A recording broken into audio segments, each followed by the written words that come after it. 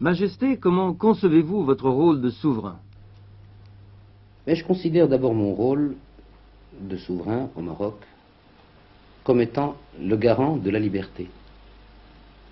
Car tant qu'il y aura un roi au Maroc, on pourra dire que le chef de l'État n'appartient à aucune faction ni à aucun parti politique. Et ceci est très important.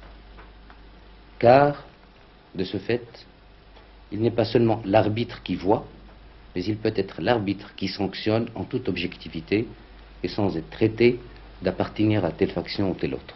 Voici un volet de mon rôle. Le deuxième rôle, c'est de pouvoir personnaliser, si vous voulez, l'abstraction du pays. Un pays est une abstraction, dans ses frontières, dans son drapeau, dans sa nationalité, dans sa souveraineté. Et l'homme a besoin, quand même, l'homme demeurera fétichiste, qu'on le veuille ou non.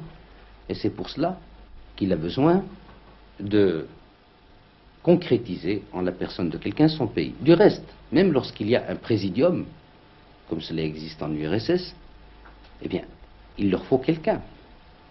Ou c'est Staline, ou c'est Khrouchtchev, ou c'est Brejnev, ou c'est un autre. Mais il faut quelqu'un en qui personnaliser l'État. Je suis le descendant de 1300 ans de dynastie.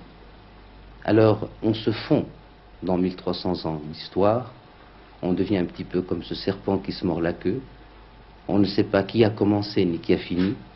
Et c'est pour cela que seul le communisme ou la monarchie, par leur désintéressement et par le fait qu'ils se fondent dans la masse de leur histoire et dans l'anonymat, sont de nature à être les régimes les plus objectifs. Majesté, êtes-vous un homme heureux? Pensez-vous avoir ce qu'on appelle dans votre pays la baraka? La baraka et le bonheur sont deux choses différentes, vous savez. Quand les deux sont conjugués, c'est encore mieux. Oui, je suis un homme heureux parce que je suis en repos avec ma conscience. Le jour où elle me tense, eh bien, c'est parce que j'estime ne pas avoir assez fait. Non pas parce que j'estime avoir mal fait, mais parce que j'estime ne pas avoir assez fait. Je suis un homme heureux parce que ma grande famille, comme ma petite famille, sont autour de moi, m'apportent leur chaleur quotidienne, m'encouragent dans mon œuvre.